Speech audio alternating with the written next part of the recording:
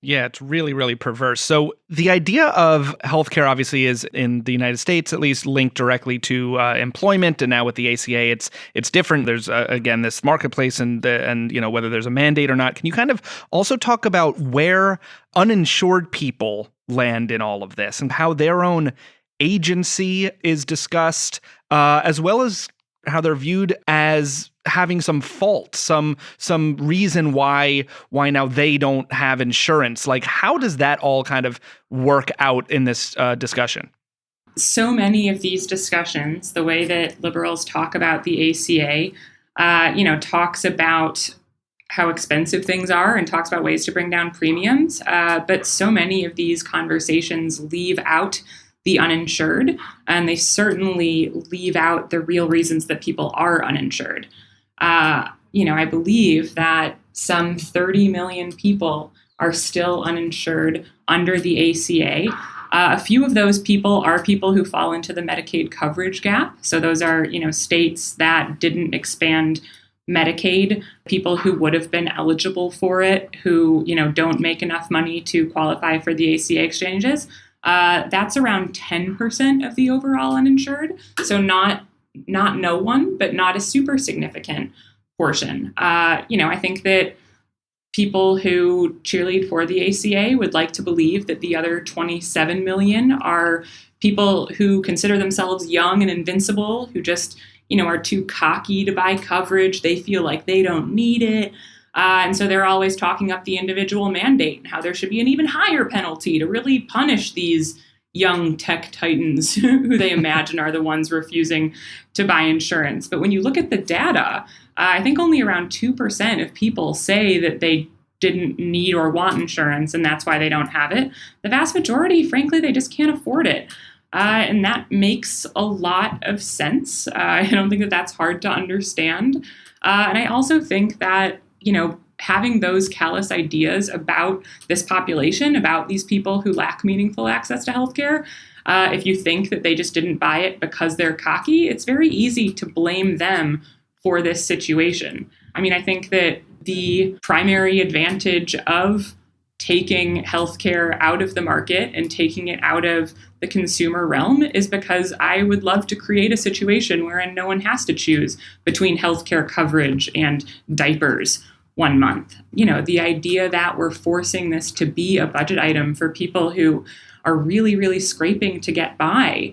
The answer to that problem isn't, slightly higher subsidies, or even worse, a higher penalty for not playing into this system.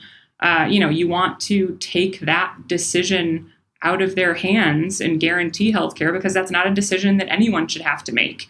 If you make people make that decision, it's of course not a surprise that poorer people are the ones who lose out. I mean, risk is all they can afford. So single payer as a movement, I think we would all agree. Obviously, we're all biased, but I think it's got the wind behind its back.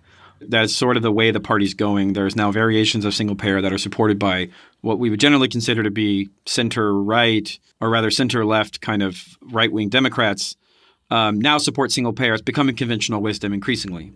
There are efforts by different groups to sort of co-opt that or to muddy the waters. There was the Center for American Progress that announced the Medicare Extra for All. It's always important to have extra for all in there. Then there was that somewhat dubious group that announced United States of Care that had like Robert Fisk on it. It was boosted by John Favreau, the former Obama speechwriter and podcast kingpin. Mm-hmm. They both used qualifiers like access to healthcare or affordable healthcare, still kind of clinging on to the hyper-qualified sort of neoliberal framing about, we joke, the more qualifiers you use, the more neoliberal something becomes, right? So it's not you have a right to healthcare, it's you have a right to access healthcare. And then you say you have a right to access affordable healthcare. And then you sort of keep adding these qualifiers. And even the Republican plan was called universal access. And then you have a right to choose the most accessible and affordable healthcare. Can we talk about what these terms mask and what the kind of point of this hyper-qualified? These seem to me, and I'm editorializing a bit here, and you don't have to agree, that these seem like kind of last-ditch efforts by the corporate wing of the Democratic establishment to kind of maintain a fundamentally capitalist or market-placed healthcare system. when the sentiment of the base and the party itself is moving towards just kind of fuck it, why are we doing this? Let's just do a single payer like every other goddamn country on earth. Yeah, I think that, the phraseology access to affordable healthcare, which is like the ultimate hedge, and that comes from a lot of the Democrats who have yet to, fully sign on to the Sanders or Ellison single payer plans. I basically think that, that's an extension of the idea. If you've decided that everyone has a right to accessible, affordable healthcare, then the people who don't have it are just shitty at budgeting. And it's their fault. Take it up with them.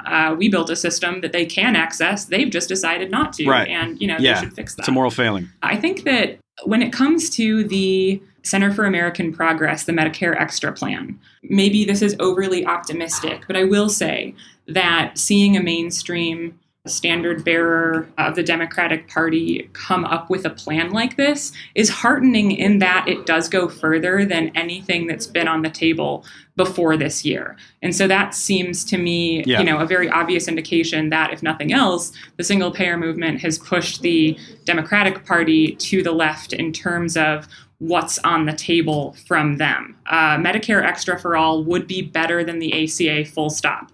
I think that falls short in a lot of ways, but I do want to concede that. Mm-hmm. The big flaw in the logic of the CAP plan is the fact that, once again, it's this fetishization of choice. It's the idea that they will include all uninsured people, and then, depending on which employers want to opt into this Medicare Extra plan, so that instead of taking everyone's plans away from them, only the people who want to, and then the people who, this mythical group of people who love their employer-based insurance plan. I have no fucking idea who these people are who like their insurance so much, but allegedly there are so many of them that it's going to completely thwart the chances of single payer ever succeeding. And so, I think the idea that, we can't possibly take their choice of insurers away from them is really what's animating a lot of this.